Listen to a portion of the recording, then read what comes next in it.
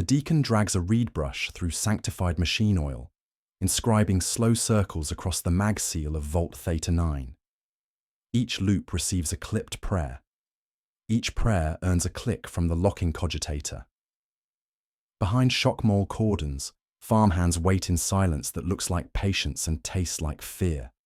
Their cheeks are hollow. Their children lean against worn boots, too weak to stand unsupported. The vault under the deacon's hand holds enough grain to feed the district for months. None will be eaten here. The seal is for export. Agri-Worlds do not feed themselves. They manufacture starvation for the Imperium. The Administratum gives these worlds classifications to make the problem manageable. Prairie class, where combined cities crawl over wheat seas. Pastoral worlds, where livestock moves like weather across continents. Hydroculture facilities, where stacked vats glow in artificial atmospheres. Each classification converts to numbers, hectares to tons, tons to hull space to rations per regiment day. The arithmetic is unromantic. Bulk grain masses at 0.78 tons per cubic meter. Standard Imperial transports carry 2.3 million tons in preservation matrices. Minimum spoilage allowances, 15% planet-side, 28% in transit. Warp deviation contingencies multiply every estimate by uncertainty. To meet schedules at the front, the Munitorum raises quotas at the rear. Losses in the void are paid for on the ground. A minor clerk reads the tithe manifest from a worn slate. Lot 3, Theta 9, 184,000 tons. Deviation within acceptable parameters. A thin girl hums Harvest Hymn 9 under her breath, a child's melody about duty and rain. The overseer marks her for an extra ladle of grey porridge. On every manifest, beneath tons and purity codes, appears a small red glyph, IX. The line reads, unaccounted 9%. It is not spoilage. It is not charity. Auditors call it contingency buffer. Clerks call it rounding artifact. Labourers call it the mouth that never closes. The 9% moves even when harvests fail, even when districts bleed. Workers whisper another phrase with the same number. Yield Protocol 9. They do not say what it does. They do say who survives when it is declared. The rumour travels between sirens and shift changes. Officers stop speaking when it is mentioned. Confessors redirect conversation to fasting as virtue. Paper hides mechanism. The number repeats like catechism. Our method will be simple and without comfort. We will follow grain from soil to silo to void. We will chart the control lattice that turns hunger into obedience. We will price the survival taxes that keep the poor alive until they can be counted. We will read the creeds that make systematic starvation bearable. The vault seals gleam in fading light. Tomorrow, new grain will fill empty spaces. The ritual will repeat. What is the unaccounted 9% that appears in every tithe ledger? What triggers Yield Protocol 9? And who has the authority to implement it? The Great Crusade needed grain. Expeditionary fleets consumed 400,000 tons monthly per battle group, devouring calories faster than they spent blood. The newborn Imperium learned a simple lesson. Armies starve before they lose. Administrators converted that fear into doctrine, and through the age of apostasy, when penance became policy, the doctrine hardened into law. Agri-Worlds were redesigned as instruments, not communities. Monocultures followed necessity. Prairie-class worlds were leveled into uninterrupted grain plains, where combined cities crawled like armored insects.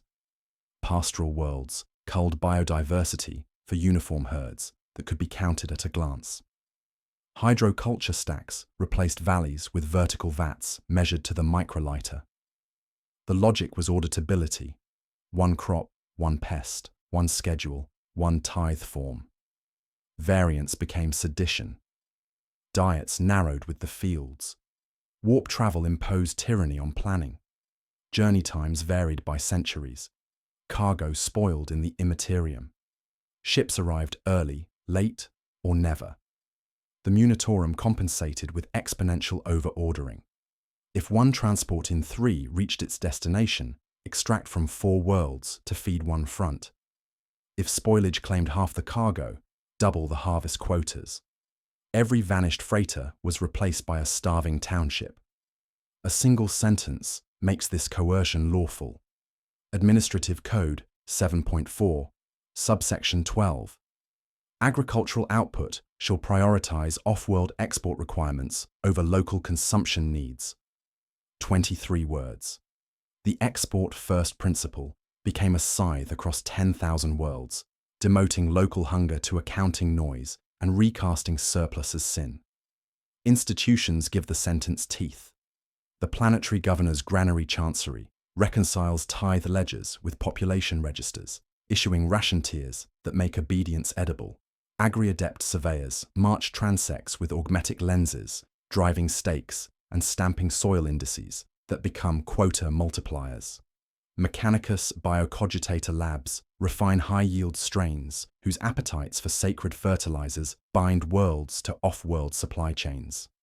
Arbeits levy judges certify shortfalls as crimes, converting grievances into labor sentences. Even the buildings enforce doctrine. Granary complexes include purgation vents, officially rated for rapid atmospheric evacuation during grain dust explosions. The manuals detail airflow rates and ignition thresholds with technical precision. Workers tell a second story in low voices. The vents open when quotas slip and crowds gather. Air becomes policy. The yard goes quiet, the ledger does not. Food became munitions. Populations became storage mechanisms. The system functions exactly as intended. The fundamental paradox completes the circle. Increased productivity correlates directly with increased local starvation. Higher yields raise quotas. Ration tiers contract to discipline appetite. Export first guarantees that abundance flows outward while scarcity remains behind as governance. A world grows richer and thinner simultaneously. This is not accident, but design, refined across millennia into mathematical perfection. Administrative Code 7.4 carved efficiency from abundance and scarcity from plenty. 23 words transformed gardens into graveyards. How does export-first doctrine translate into daily reality for those who work the fields? What are purgation vents really used for when quotas aren't met? The shift siren cuts dawn like a blade through grain. Harvester crew chief, Toma Voss, climbs into Combine 7's cab, a machine the size of a cathedral that devours wheat at 4 kilometers per hour. His breakfast is grey, nutrient paste dispensed from wall spigots, delivering exactly 1,847 calories of salted cardboard. The paste fills stomachs and meets minimum survival requirements. Nothing more is authorized for his tier.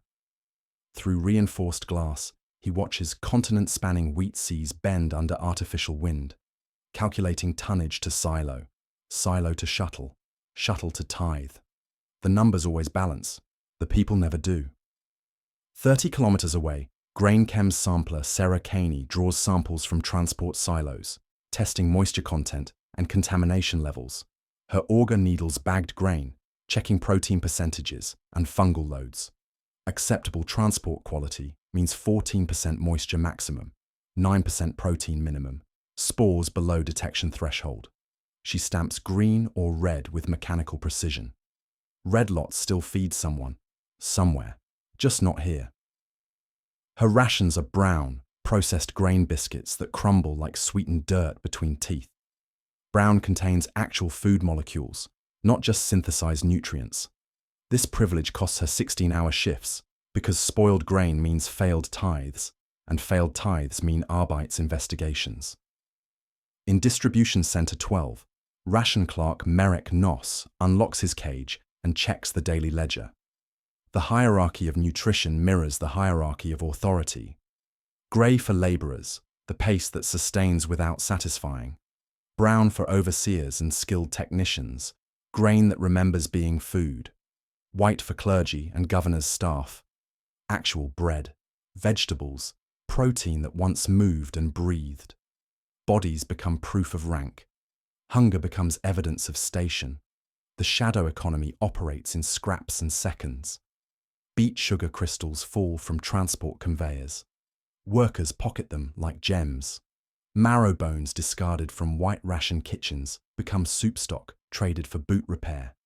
Salt scraped from machinery lubricants seasons grey paste into something approaching flavour.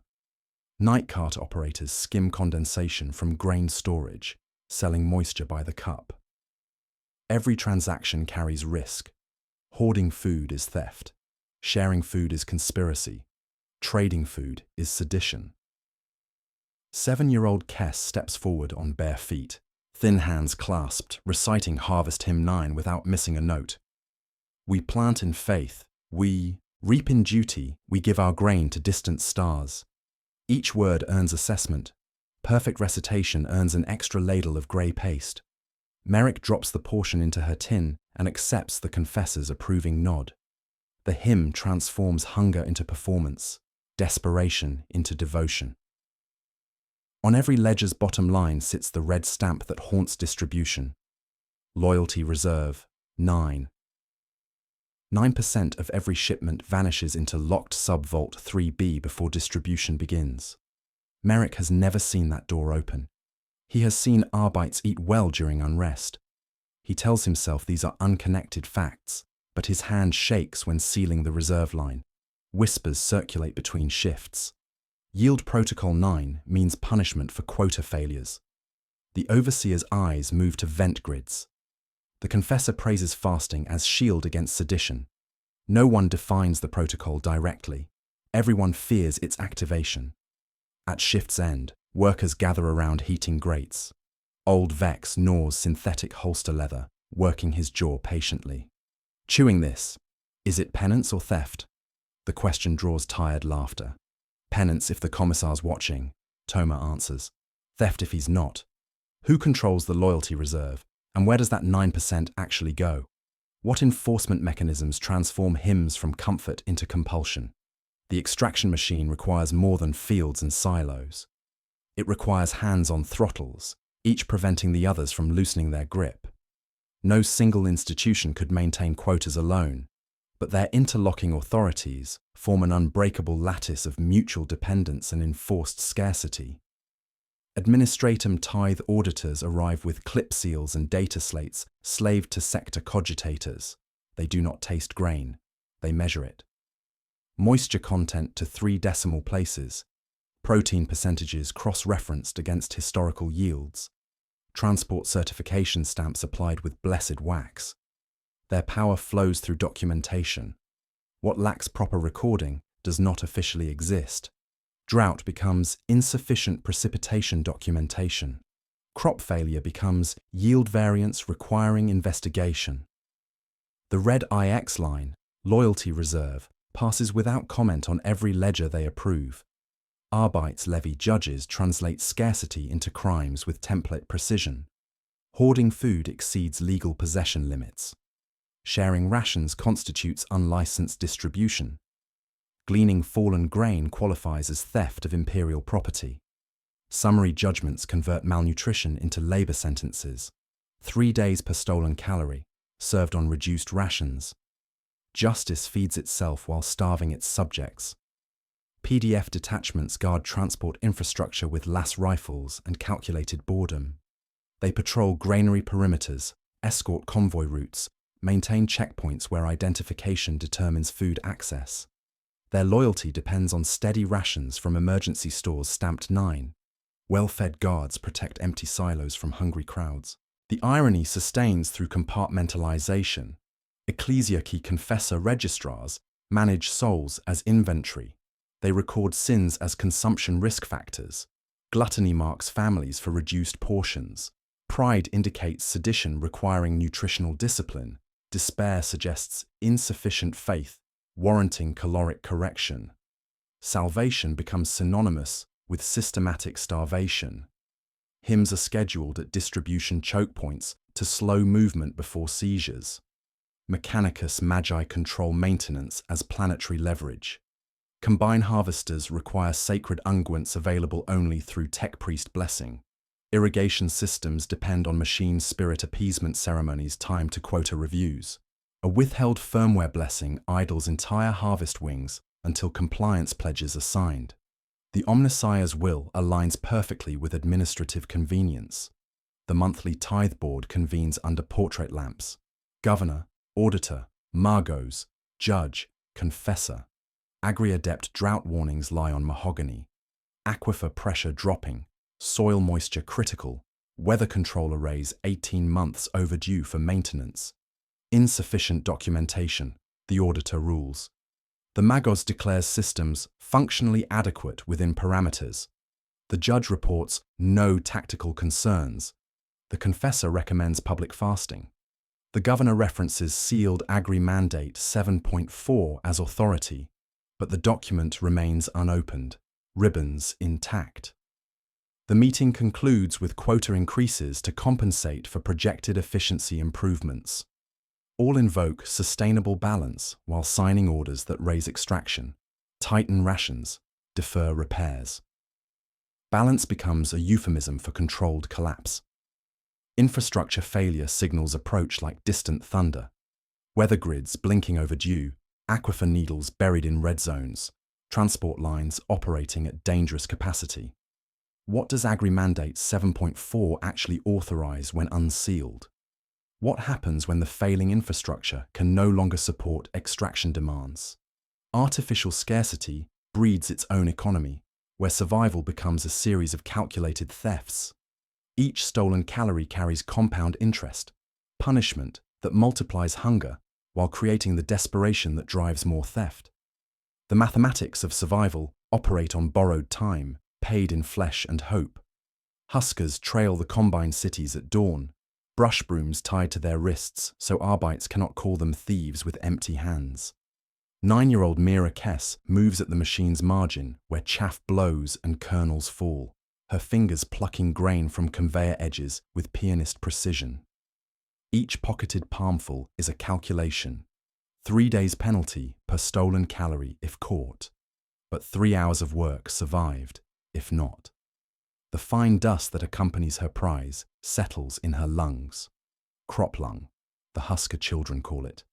Coughing brown foam as fungal spores from damp storage colonize their airways.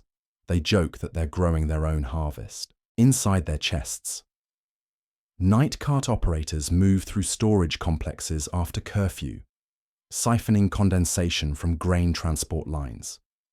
Cartmaster Jorik sells moisture by the cup, trading hydration for labor, labor for information, information for access to better theft opportunities. He follows dead servo lines where abandoned tubes still carry residual grain dust. The particulate hangs between 40 and 65 grams per cubic meter, explosive range. Jorik carries no metal tools, wears rubber soles, grounds himself on copper strips before each siphon. He knows 17 ways grain dust kills and uses that knowledge as currency. In Distribution Center 12, Merrick Noss miskeys, script distributions for desperate families. Household 44, B receives an extra 200 grams of grey paste, ledgered as spill loss. The system notices everything eventually. A week later, Merrick's own ration drops by that weight multiplied by 4, an audit formula masked as providence. Theft becomes a deferred tax on the thief's body, collected with interest. He keeps miskeying, it keeps costing. The arithmetic of pity is cumulative and always negative. The black market operates in tiers that mirror official hierarchy. Penny priests sell caloric indulgences, blessed water that multiplies nutrition for families who believe faith can fill empty stomachs. Mid-tier operators trade salvaged machine parts for food, or illicit hooch distilled from fermented nutrient paste. At the apex move the ghost caravans, automated haulers programmed to navigate dead servo lines marked decommissioned on public maps. Their schedules are written in coffee stains and burned after reading. Auspex beacons flicker awake for 10 minutes at midnight. A spur line hums. Cargo vanishes into darkness. Food is part of the cargo. Not all of it remains edible by arrival. Grain dust hangs everywhere the way desperation does. Fine, invisible, explosive. When particulate saturates air in the danger zone, One spark turns a silo into a sun. Official training teaches prevention. Unofficial practice takes note. Huskers scatter when Arbites stomp in with shock batons, a tossed candle, a static lick, and enforcement retreats behind burned eyebrows. The lesson cuts both ways. An accidental ignition clears a yard faster than a Vox order, but purgation vents open just as quickly. Each theft cascades into systematic punishment. Caught Huskers lose ration privileges for 30 days, starvation as deterrent. Repeat offenders face labor sentences served on reduced nutrition. The spiral tightens. Theft to survive, punishment that increases desperation, greater theft to compensate. Every stolen calorie generates 2 calories of additional hunger through institutional retaliation. Weather grids falter, aquifer pressure drops. The approaching crisis tightens enforcement like a closing fist. Arbites patrols increase, audit schedules accelerate, purgation vents undergo maintenance testing. The survival economy adapts by becoming more dangerous, more desperate, more explosive. Everyone can feel the air getting thinner. What happens when grain dust explosions meet panic-driven enforcement sweeps? Who programs the ghost caravans, and what cargo justifies the risk? The weather control array fails at 0347 local time with the sound of tearing metal. Atmospheric processors seize mid-cycle, pressure regulators lock, and wind towers freeze at angles that catch no breeze. The first penance wind arrives 2 weeks early. Iron-dry currents that lift topsoil like smoke and drive it across the grain plains in choking clouds. Dust invades engines, lungs, liturgy. The harvest withers while still standing. Aquifer Station 7 reports critical overpressurization at dawn. Decades of extraction beyond sustainable limits force contaminated backflow through irrigation networks. Chemical runoff, mineral saturation, and bacterial blooms turn water into poison. Wells shut down across 3 agricultural sectors while crops crack in perfect grid patterns. Agri-adept warnings pile on mahogany desks, soil fatigue indices climbing into crisis ranges, nitrogen depletion exceeding replacement cycles. The data carries no weight against tithe schedules. Priority astropathic transmission cuts through the storm at 0800. Tithe schedules advance by 14 days, citing frontline supply emergencies in Cadian sector. Quantities remain unchanged. 184,000 tons from Vault Theta 9 alone. Production timelines compress while infrastructure collapses. The mathematics shift from difficult to impossible without changing a single number. Imperial landers descend through dust clouds carrying administratum auditors with reinforced Arbites escort. Senior Auditor Vex announces productivity assessments while shock malls hum with charge. Their data slates glow with compliance protocols that recognize no environmental variables. The audit proceeds regardless of conditions. Quotas will be met regardless of capacity. Emergency quota boards convene in sealed chambers. The planetary governor strikes Agri-adept soil reports from official records as insufficient documentation. The Mechanicus Magos declares weather systems functionally adequate within parameters. The Arbites judge reports no tactical concerns.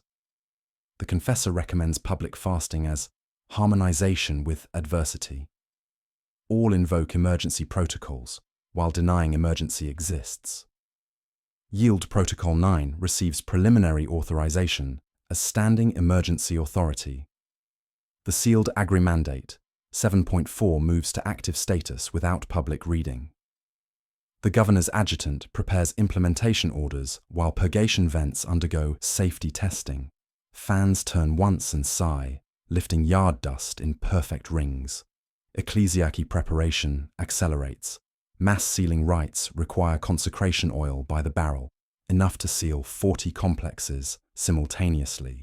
Harvest Hymn 9 receives official scheduling for public morale maintenance at maximum volume through all distribution centers. PDF shifts from perimeter patrols to choke point control.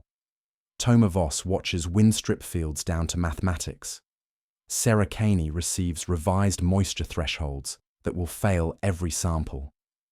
Merrick Noss opens ledgers stamped reserve only. In Silo Shadows, Kess practices Harvest Hymn 9 while Dust steals the melody. Convergence completes with mechanical precision. Failed infrastructure meets accelerated schedules. Impossible quotas meet emergency authority. Starving populations meet armed auditors. The powder keg is assembled, primed, ready for ignition. What exactly does Yield Protocol 9 authorize in practice? Can the planet meet accelerated quotas without triggering mass unrest?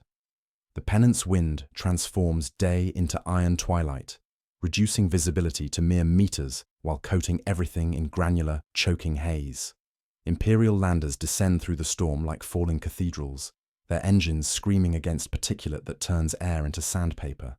Landing thrusters scatter grain dust in perfect spirals, creating halos of explosive atmosphere around each transport. The tithe seizure proceeds on schedule despite conditions that would ground civilian craft.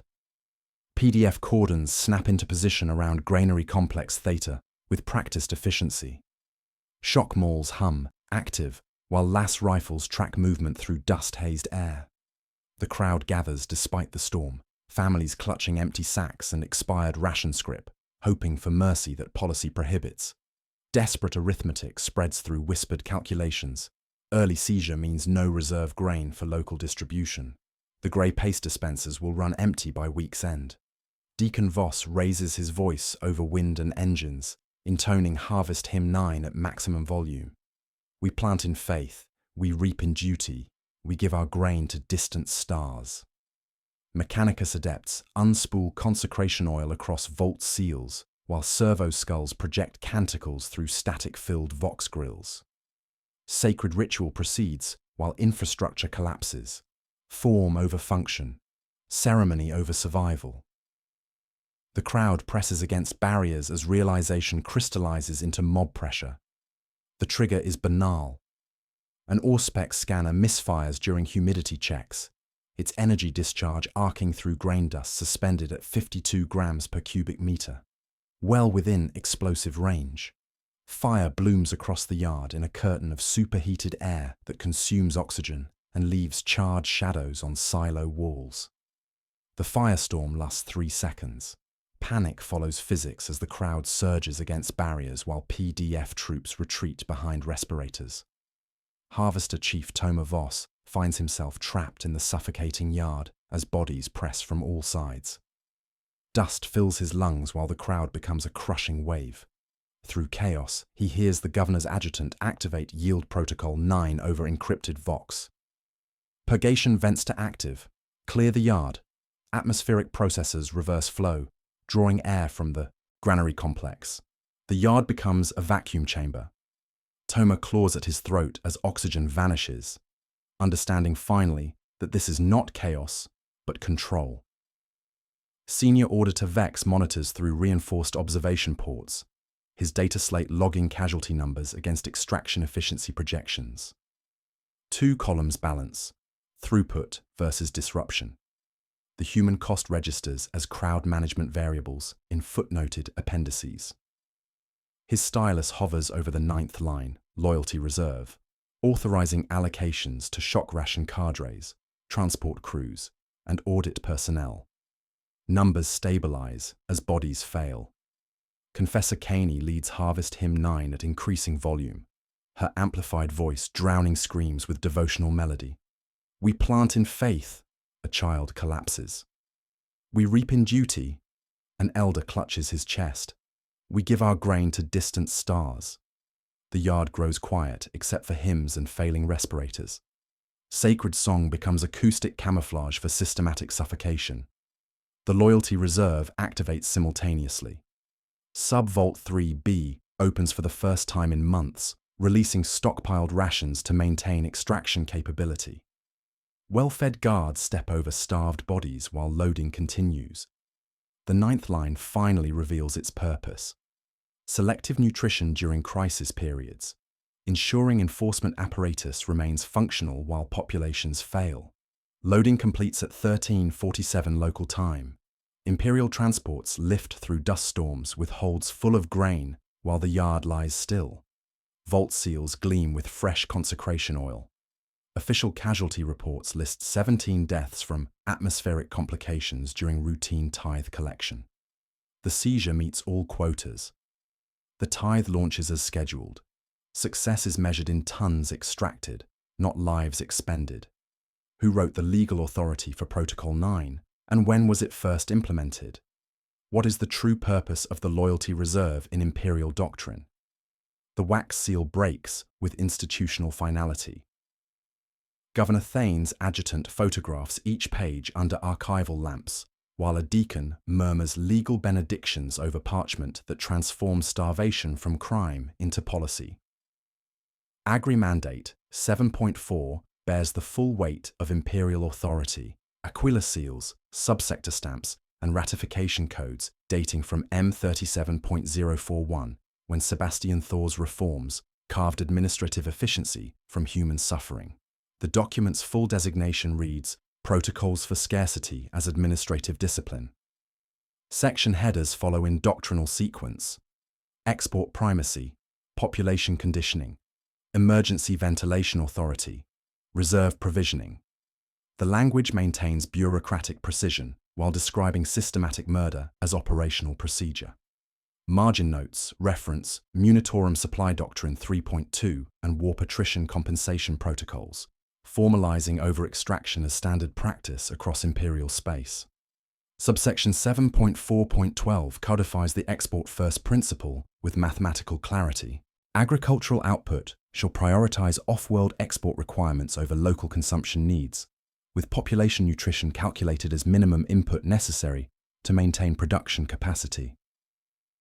Cross-references link this clause to 17 other administrative codes, creating an interlocking legal framework that makes local starvation inevitable and resistance criminal. Yield Protocol 9 receives full formalization in Section 7 as standard response to quota shortfalls and civil unrest. The protocol includes detailed activation parameters, verified shortfall percentages, crowd density thresholds, acceptable casualty projections. Purgation vents appear with technical specifications, airflow rates, atmospheric evacuation timelines, cleanup procedures. Mass suffocation becomes routine maintenance, filed between grain moisture standards and transport scheduling requirements. The red IX line finally reveals its true nature in Section 12. The loyalty reserve, a discretionary allocation calculated at exactly 9% of gross planetary tithe. Eligible recipients include Arbeits patrol units, PDF garrison forces, Administratum audit teams, Mechanicus maintenance crews, senior clergy, and off-world transport personnel.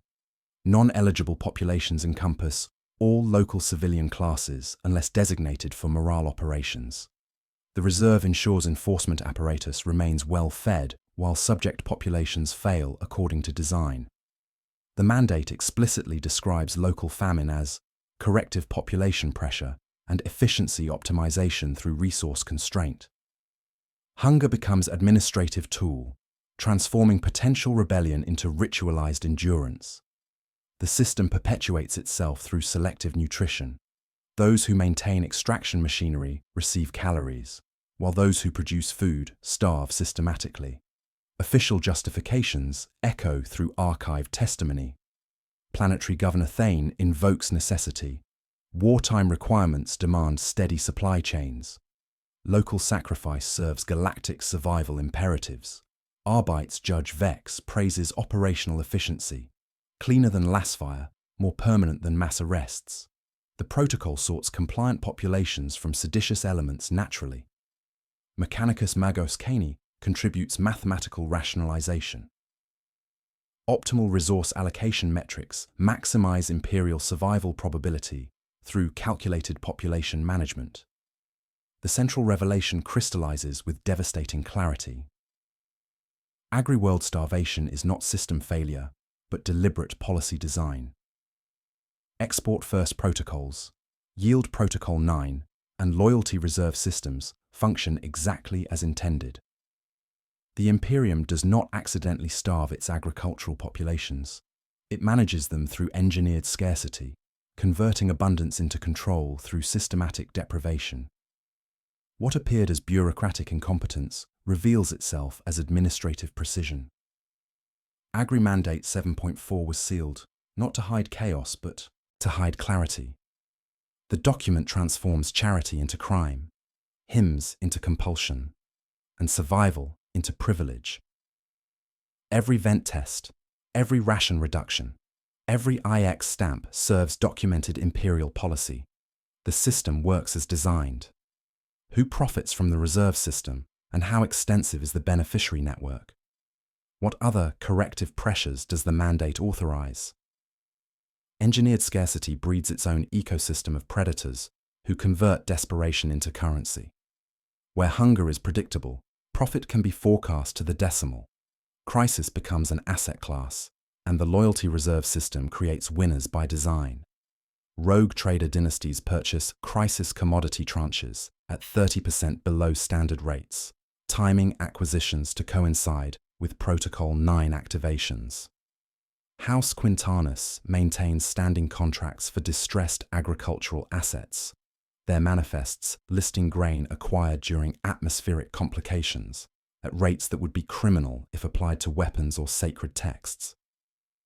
The same grain that starves a world generates obscene margins when sold to war zones desperate for supply. Noble houses extract value through layered insurance schemes that profit from the very risks their policies help create. House Mordian's Void Assurance Syndicate collects premiums on every grain shipment while routing cargo through ghost caravans programmed by their own tech serfs. Triple dipping becomes standard practice. The same grain generates revenue as legitimate export, insurance claim, and black market commodity simultaneously. Shipping guilds impose emergency surcharges the moment crisis indicators flash red, adding 40% fees while their ghost caravans operate the same routes without additional cost. Guild Nautica publicly decries theft while privately leasing Auspex windows to smugglers for cargo shares. Emergency becomes permanent. Surcharges become standard rates. Arbites stage visible crackdowns to signal order while enabling macro theft through selective enforcement. Judge Vex authorizes shockmall sweeps against families hoarding bread crusts while signing waivers for administrative cargo adjustments measured in thousands of tons. Justice becomes theatre. Real theft operates through proper documentation. The ecclesiarchy reframes starvation as fasting virtue while selling salvation by subscription. Confessor Caney preaches hunger as spiritual discipline while dispensing sanctified sustenance for appropriate donations. Sacred bread costs 10 times standard rations. Faith becomes commodity. Calories require confession fees. Where imperial charity fails, other gospels recruit. Genestealer cults exploit abandoned populations using Harvest Hymn 9 as recruitment cover, teaching familiar melodies with subtle changes. We plant in faith, we reap in unity, we share our grain with chosen kin. Bread appears where the Imperium provides only homilies. Hungry children learn new hymns that sound like old ones. The soil itself enters the market as failing asset. Overworked earth, depleted by decades of extraction without restoration, breeds Nurgle-touched blight, pustulant growths that smell like sweet decay, grain heads weeping amber fluid. The Plague Father offers abundance to those who accept his gifts, and starving populations prove remarkably receptive to generous patrons. At every tier, crisis transforms into fee schedule. The reserve feeds enforcers, surcharges feed shippers, tranches feed dynasties, sermons feed compliance, cults feed on the abandoned. The profit chain flows upward while suffering flows down, each link extracting value from systematic starvation. How much exported food actually reaches its intended destination intact? What happens to Agri-Worlds when the soil itself becomes too damaged to produce? The grain that starves worlds begins dying before it clears orbit. Transport Captain Mordak inspects Hold 7 through reinforced viewing ports, watching preservative mycelia spread across grain mountains like luminescent webs. The fungal treatment extends shelf life by 400%, while reducing nutritional value by 60%. Crew call it coffin bread, food designed for endurance, not sustenance. The mycelia breathe and exude sour vapors that leach flavor until grain tastes like sterilized air. Better to deliver inedible calories than no calories at all. Quartermaster Skeld distributes cargo crew rations from grey crates stamped IX, the loyalty reserve riding alongside the very grain it helps extract. Transport hierarchy mirrors planetary structure. Bridge crew receives white rations. Deck gangs get brown. Hold workers survive on grey, while the bulk cargo feeds strangers who will never taste what they guard. Reserve allocations ensure crews remain loyal during months-long voyages, while their cargo deteriorates in calculated increments. Spoilage operates within acceptable parameters that normalize systematic waste. Standard grain transport expects 30 to 40% loss through moisture contamination, pest infiltration, and warp exposure. Void cold fractures grain hulls. Pressure variations burst storage containers. Micrometeorites puncture holds with surgical precision. Transport manuals list these percentages as operational baselines, not failures. The Munitorum compensates through mathematical brutality. If half the cargo spoils, extract from twice as many worlds. Warp storms force jettisons measured in millions of tons. Navigation Officer Thane watches grain streams spiral into the Imperium like golden snow, each kernel representing families that will not eat. Emergency protocols prioritize ship survival over cargo preservation through template decisions. Contaminated holds purged, compromised sections vented, structural integrity maintained through systematic waste. The mathematics favor empty transports over lost vessels. Void quarantine protocols incinerate entire shipments on contamination suspicion. Quarantine Master Caney authorizes plasma, purges that consume months of planetary labor in minutes, triggered by single spore readings or minor warp taint detection. A misaligned Geller field, a demon-touch container, or bureaucratic paranoia can condemn millions of calories to sterile fire. False positives cost less than true negatives in Imperial calculation. Carrion processing units complete the conversion cycle near the brig, grinding human remains into protein paste distributed as guard rations. Bodies from labor accidents, void exposure, and disciplinary measures feed bone mills and protein extruders that press tan lozenges for enforcement personnel. The dead sustain the living through mechanical efficiency that horrifies and functions simultaneously. Calorie chains close in on themselves. Death serves the Emperor through digestion. The mathematical revelation crystallizes through shipping manifests and loss reports.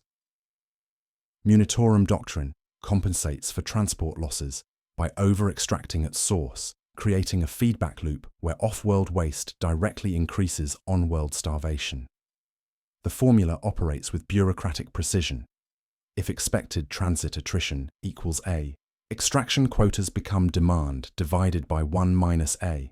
A regiment requiring 1 million rations through a route losing 40% demands 1.67 million tons at origin. Every jettisoned hold tightens quotas on producing worlds. Every quarantine incineration raises next season's tithe demands. Deckhand Rill tests grain samples by chewing, then spits into analysis jars while Magos Caney toggles preservation sigils. The readings show acceptable degradation within operational parameters.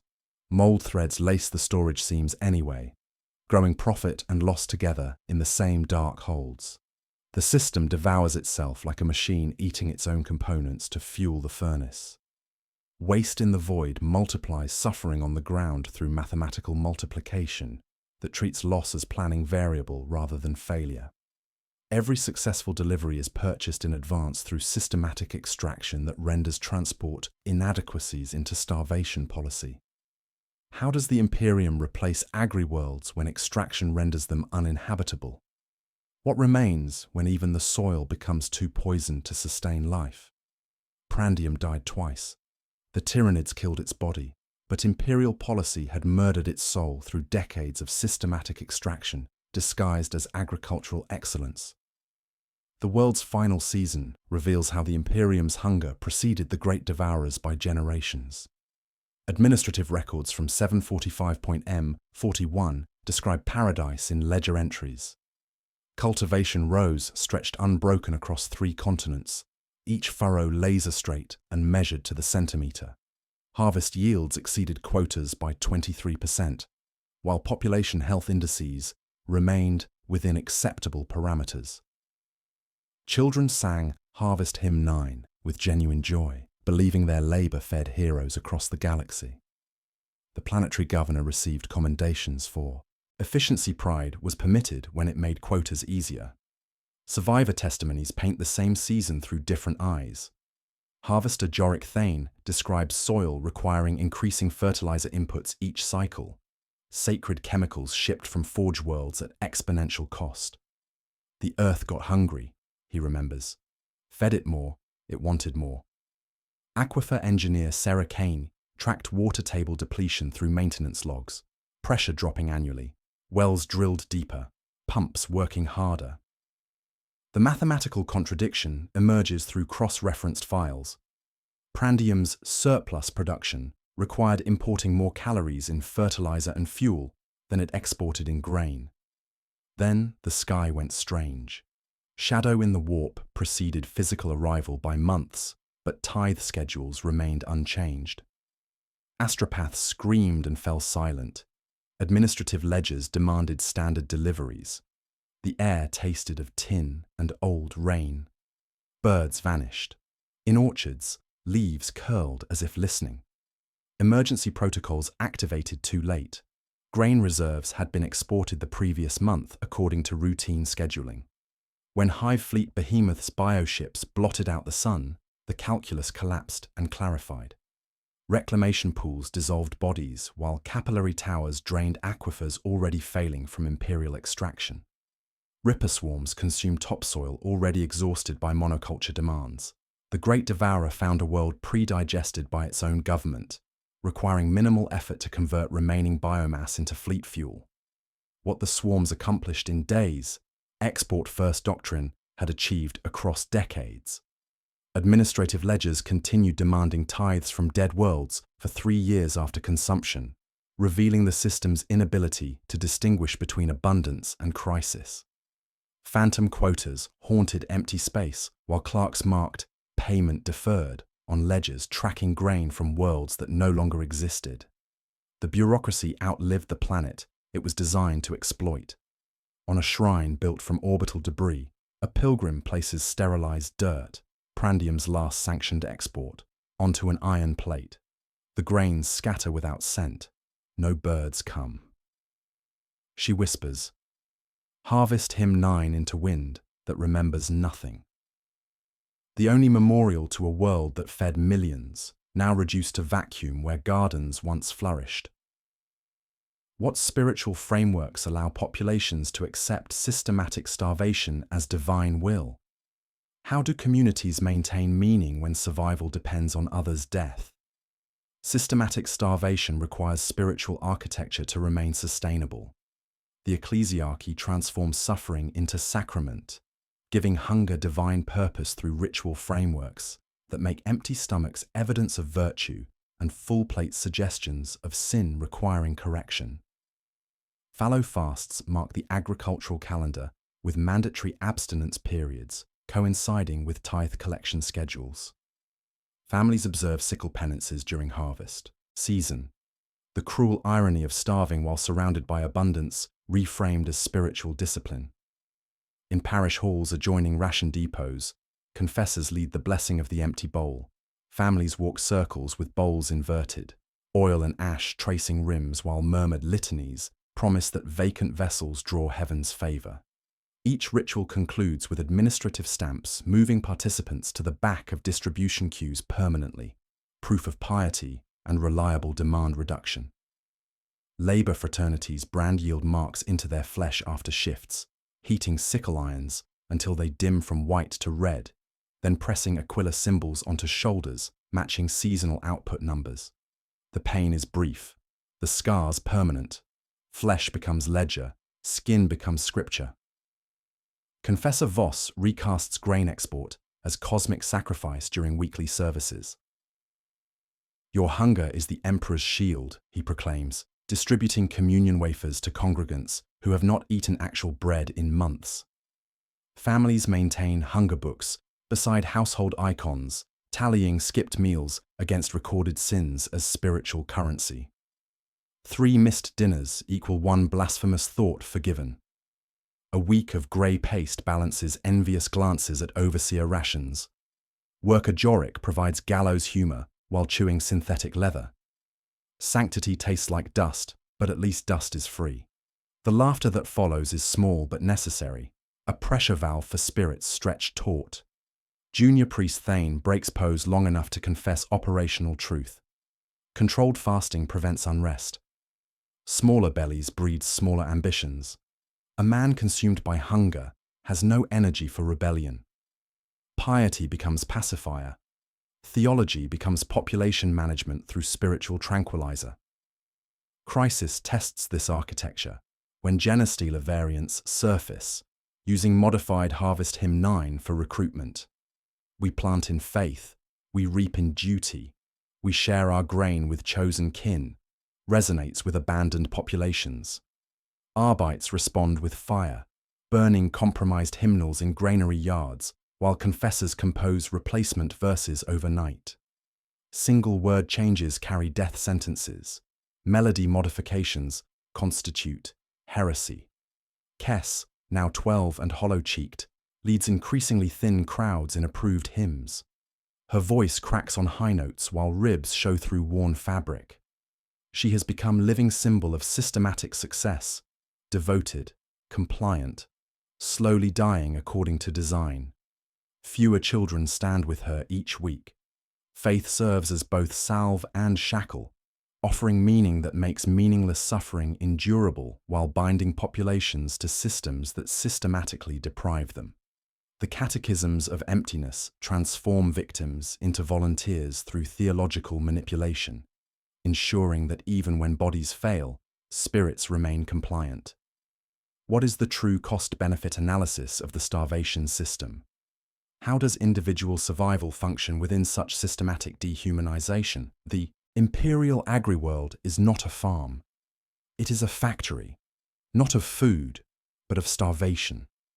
The system functions exactly as designed, converting abundance into control through systematic deprivation that masquerades as administrative necessity. The cascading costs reveal deliberate inefficiency. Economic soil exhaustion requires exponential fertilizer imports exceeding grain export value. Infrastructure collapse demands emergency repairs funded through starvation levies. Transport attrition of 30 to 40% creates feedback loops, multiplying extraction quotas. The Imperium spends more calories maintaining the hunger system than it gains from agricultural output. This is not malfunction, but design. The purpose is compliance, not nutrition. Psychological, grief normalizes into routine. Horizons contract to next meal rather than next generation. Despair ritualizes into virtue through theological programming. Institutional. Charity criminalizes through export-first doctrine. Piety weaponizes faith as population management. Abundance registers as threat requiring immediate correction. The planted mysteries resolve with clinical precision. The red IX was never a counting error. The loyalty reserve maintains enforcement through selective feeding, ensuring guards eat while producers starve.